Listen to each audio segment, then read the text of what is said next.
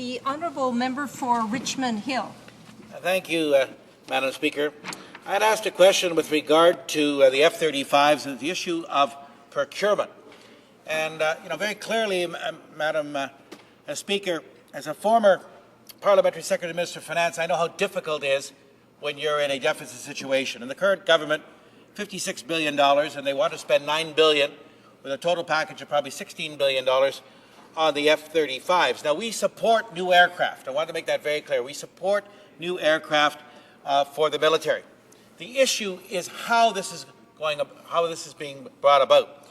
I want to quote, Madam Speaker, the Treasury Board guidelines that say competition remains the cornerstone of the Canadian government's procurement process. It is the most efficient way of achieving both the goals of procurement and gives suppliers the incentive to bring forward their best solution at a competitive price. Now, the issue, Madam Speaker, is that the government has decided to sole source this contract. They've done it in a way in which the minister, prior to his announcement in July, during the summer, when the House was not sitting, indicated that there would be a competitive process. Now, the government claims that there has been a process, it's been competitive, and don't worry, everything will be happy. Well, in fact, we know that the cost of this aircraft, which was about $50 million, is now up to about $92 million.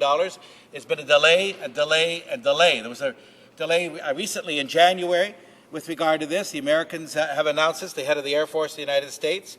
And clearly, what my question was to deal with is, why is it that when we have a competitive procurement program, which will allow various individual companies to come forward, the government decided to do a sole source contract? Now, at the Defence Committee, Madam Speaker, we had various companies come forward, and they all indicated that they would be prepared to bid.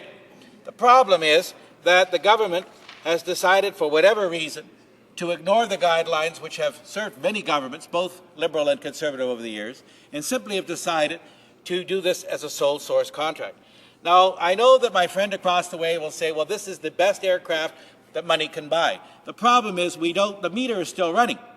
The meter is still running. We don't know really how much this is going to cost. We don't also have guaranteed economic benefits across the country, and that is another issue, Madam Speaker, in terms of the spin-offs that we will have, and normally we would have those benefits laid out. So again, that's a concern. And obviously, Lockheed Martin has indicated that they're going to be able to do this, but again, the price, Madam Speaker, has been going up. It's continuing to go up, and my question simply is, given these guidelines that are there, why ignore what has been a time-honored tradition, best value for the taxpayer, and given the deficit that we have today, we can afford no less than the best aircraft at the best possible price. And there is no contract to tear up because there is no contract. So we're not interested in any of that nonsense. What we're interested in is an open competition. If it turns out the F-35 is the best aircraft, fine. But again, without that competition, it's very hard, Madam Speaker, to determine. And again, what I heard before the Defence Committee was clearly that there are others in the marketplace who are quite prepared to come forward. And again, it's the issue of if the government decides to bypass one of the largest military procurements in our history on this, what other things are they going to sole source? What other things are they going to bypass? Again, why have procedures in place if, in fact, you're prepared to ignore them? That, to me, is not best value for the taxpayer. Taxpayers obviously want to make sure that they're getting that value, and they can't get it if, in fact, it's all shrouded in secrecy, and we say, well, no, just trust us. This is what we're going to go for, and it's the best needs of the military. I want the best needs for the aircraft, for the Canadian Air Force. No question about that. I just want to make sure that the process is followed. Thank you, Madam Speaker. The Honourable Parliamentary Secretary to the Minister of National Defence. Well, thank you, Madam Speaker, and I agree with my colleague 100%. We absolutely have to get the best aircraft for the best price for the Canadian men and women who are going to be put in harm's way for the next 30, 40, 50 years. And that's exactly what we are doing, Madam Speaker.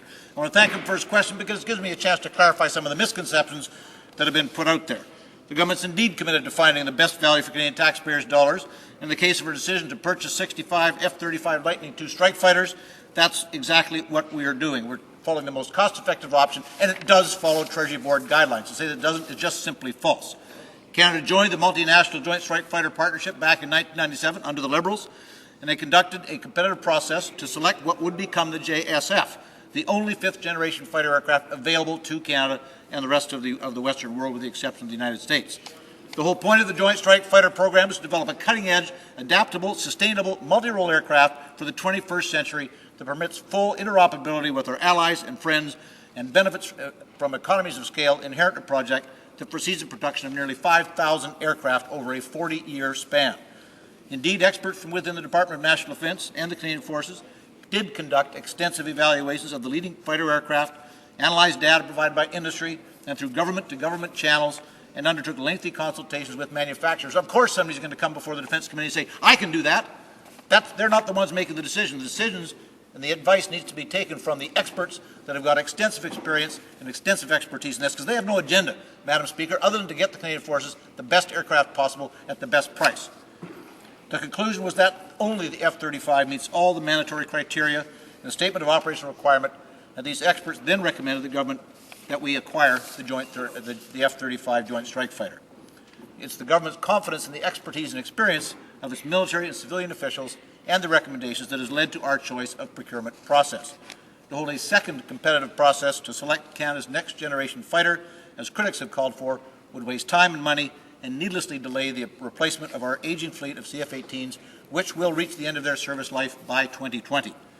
More fundamentally, however, such competition would be a farce, as you cannot hold a competition when there's only one viable competitor. To persist in holding such a lopsided competition would be to select the very aircraft that we already know is the only one that meets the Air Force's requirements, to lose our place in the production schedule, and to lose out on the lucrative economic opportunities for Canadian industry contained in the industrial participation plans signed amongst the JSF partner nations and Lockheed Martin. Purchasing the F-35 through a competitive bidding process with an attached industrial regional benefits package, as the opposition has been demanding, would mean purchasing the aircraft outside the Joint Strike Fighter Memorandum of Understanding that Canada signed on to in 2006. We get special privileges inside that MOU, Madam Speaker, not the least of which is allows us to purchase the F-35 without having to pay foreign military sales fees or research and development recoupment costs that are built into the price for non-partner nations, such as Israel. These cost waivers amount to savings of $850 to $900 million off the purchase price of our 65 aircraft. Not only that, but those industrial participation plans that permit Canadian companies to bid on contracts for the full F-35 global supply chain would be immediately suspended with a decision to hold a competition, as these plans are conditional on Canada purchasing the F-35 through the MOU. Canada's world-class aerospace companies have already won $350 million in contracts, and that's even before full production has begun.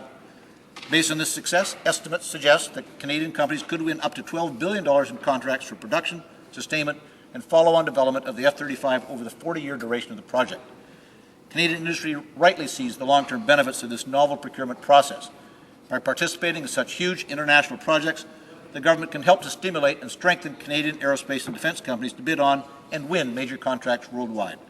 The choice facing the government in this process is a no-brainer. Proceed with the purchase under the best process. I must interrupt the honourable member. The honourable member for Richmond Hill. Thank you, Madam Speaker. The member talks about misconceptions. I talk about ill-conceived. I mean, here we have a situation where we don't have transparency, we don't have accountability for the Canadian taxpayer. We don't even know how much per aircraft this is going to cost, because again, the meter is running, it's costing more and more and more every day. And this has certainly been seen in the United States, and I would think that it's prudent, Madam Speaker, for us to take a close look at this. Again, the member indicates that, well, of course, people will come to committee and say that we can sell you whatever it is and don't worry. Well, the reality is that I don't think that some of the major firms that came before us would have said that they can do what it is we're looking for if in fact they couldn't deliver. So they made it very clear that they can't. Obviously, Lockheed Martin has sold the government a nice bill of goods. They've said, no problem at all, but by the way, don't worry about the cost as it goes up. But I said, from 50 million per unit, now we're up to about 92 million. And again, it continues. But in a deficit situation, Madam Speaker, we need openness, transparency, and this government hasn't shown that on this case. Honourable Parliamentary Secretary to the Minister. Telling the truth about the price of the airplane. He's taking U.S. costs for U.S. aircraft. He is not talking about our program. We're not writing a check for $16 billion tomorrow, Madam Speaker. We're spreading the cost of the aircraft, the $9 billion for the cost of the aircraft, which includes simulators, infrastructure, training, and so on, a lot of which comes back to Canadian industry. That's spread over 7 years, Madam Speaker, starting in 2015. The sustainment cost of the airplane is spread over 20 years, We're not writing a check for $16 billion tomorrow. This is spread out over a very long period of time. The simple fact is we've had 10 highly advanced countries look at the same challenge, and every single one has come up with the same answer, and that is the F-35. Madam Speaker, that is not a coincidence. We've got experts here that we should trust. Those are the people with no agenda. Every company has an agenda. That's a given. Somebody comes to us and says they can do whatever. Of course they're going to say that. That's why we hire people like we've hired with the expertise and the experience to give us the advice and give us the answer. You know, back in the CF-18 days, the program I was involved in, at least in those days, we had the same people saying the same kind of things. At least in those days, the Liberals came to their senses and supported the program. I wish the Liberals today had the same common sense.